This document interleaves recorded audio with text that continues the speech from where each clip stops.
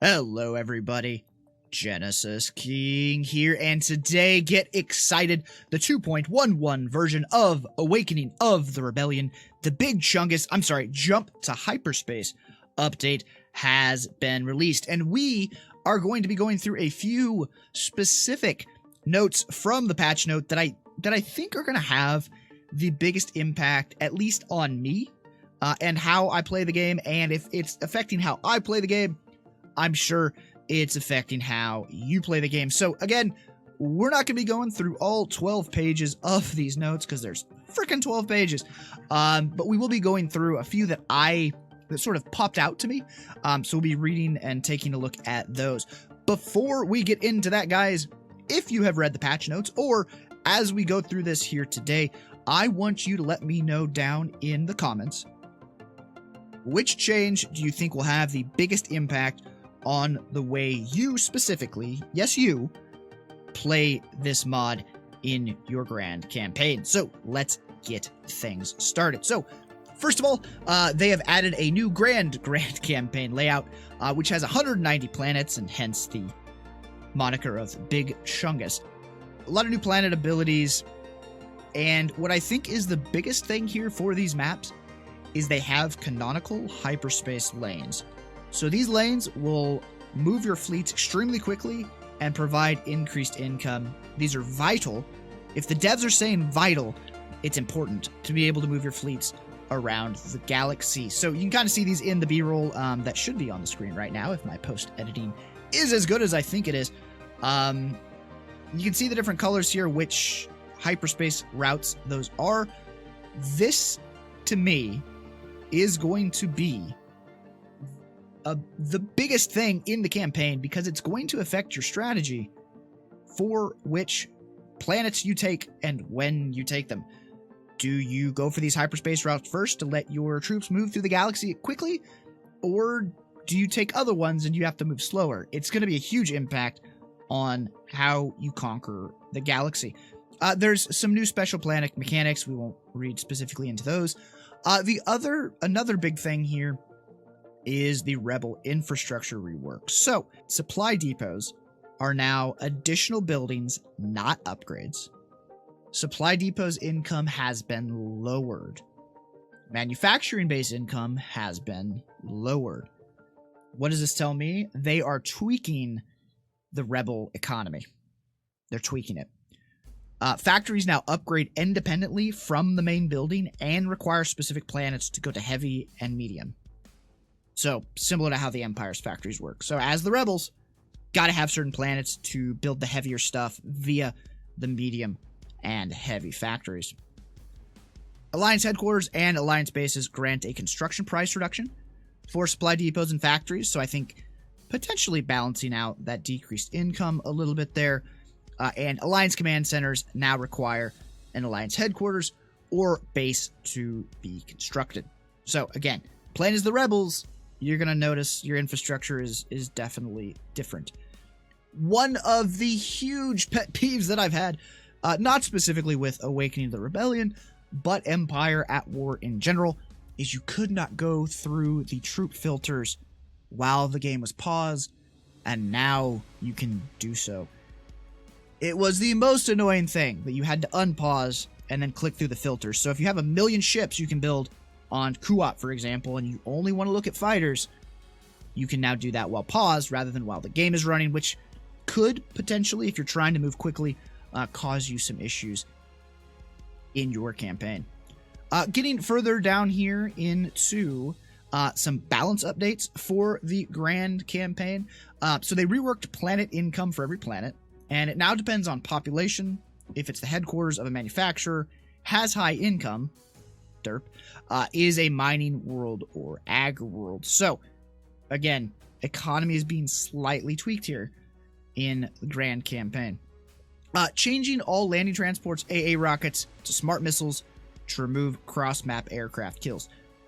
Because we love on this channel to play with fighter bomber coverage for our invading and defending armies, this is a huge one for me.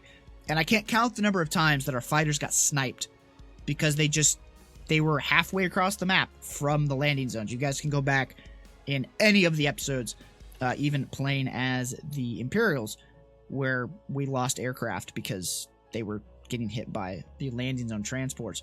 So those are now smart missiles, which to my understanding means they have decreased the range of those weapons, so you can get a little bit closer to the landing zone. Obviously, still can't go to the landing zone when the troops are landing in those ships, but you can definitely get closer without needing to risk your aircraft. Getting into some balance updates for space. A small thing, but I think something just to be aware of. Plasma missiles no longer damage the hull. So I know a lot of people, especially because of the way this mod is built, love to go in and take out subsystems. Well, if your aircraft or what have you has plasma missiles, those are no longer going to be doing any damage to the hull. So again, something just to be aware of with these plasma missiles not doing any damage to the hull anymore.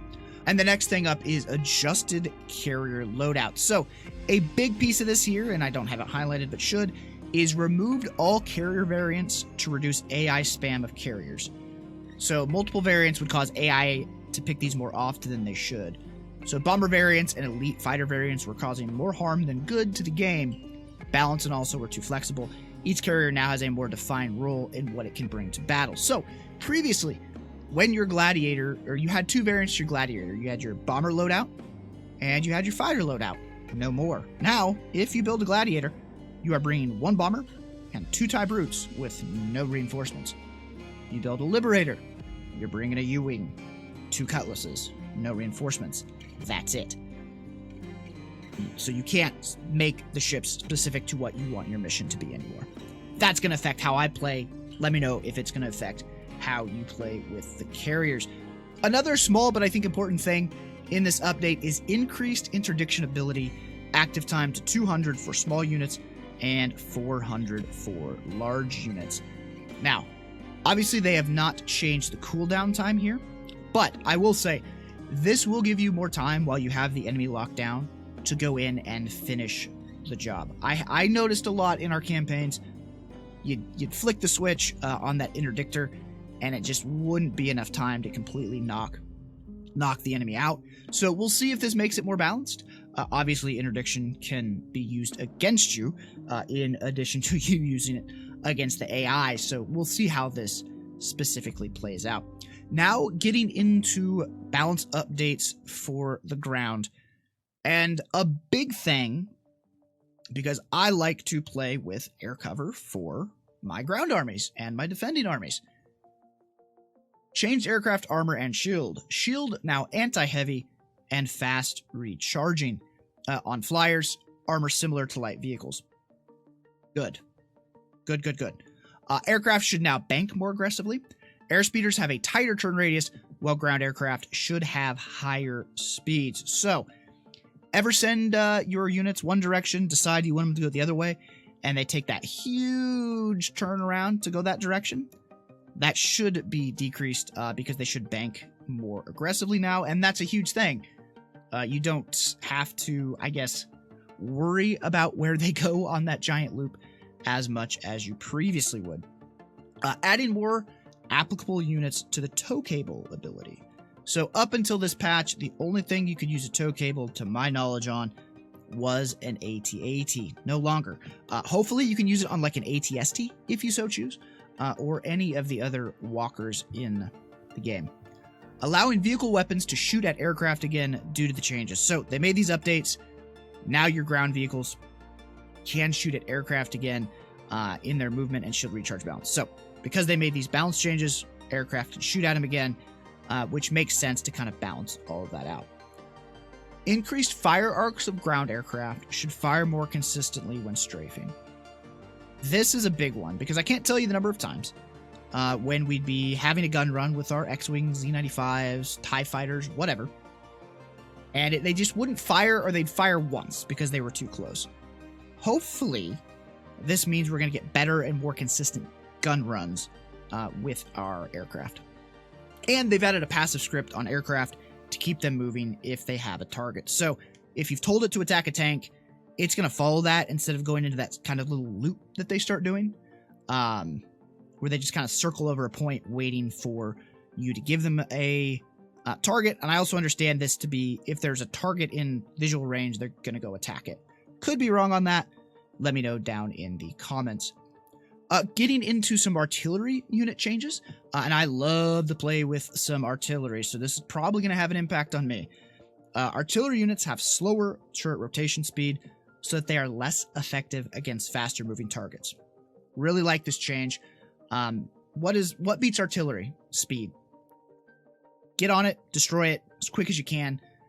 So hopefully, there's artillery, move your fast units through, go knock it out. Another pet peeve of mine in this game has been the capturable turbo lasers. So now capturable turbo laser tower ownership sticks, but it can still be recaptured. So you don't have to leave a unit at the turbo laser tower. Again, can't tell you the number of times we've captured turbo laser tower, but had to move on because we had to go attack whatever other building, we knew where their units are, things like that. While we'd love to continue to defend the area with that turbo laser tower, if you left it, you no longer had it. That's not a thing anymore.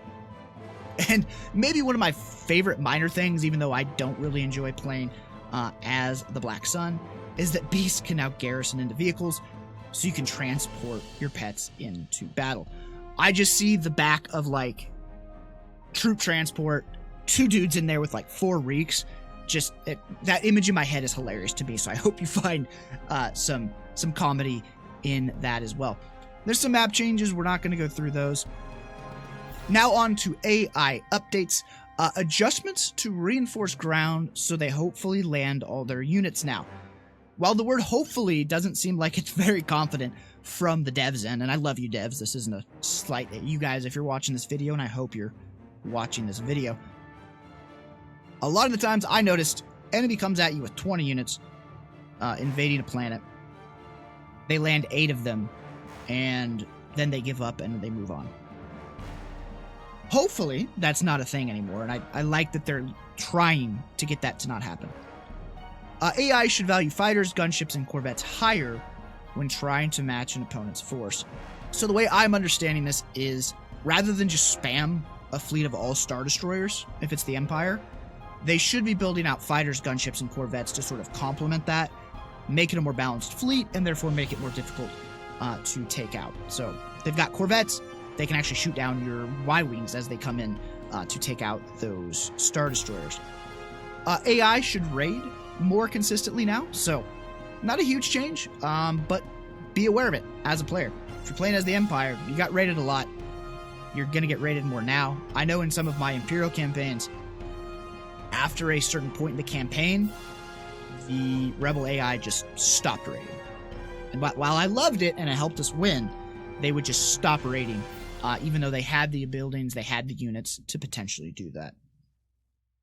And they fixed the issue of the AI becoming less and less aggressive over time throughout the campaign. I think that kind of ties into the AI raiding more consistently just a little bit. But I think most of us have probably noticed this in the campaigns where after a certain point, they kind of just not stop attacking, but they attack less frequently. And that makes for a less fun, more dull campaign. All right, guys, and that is all the specific items I wanted to call out for you here today.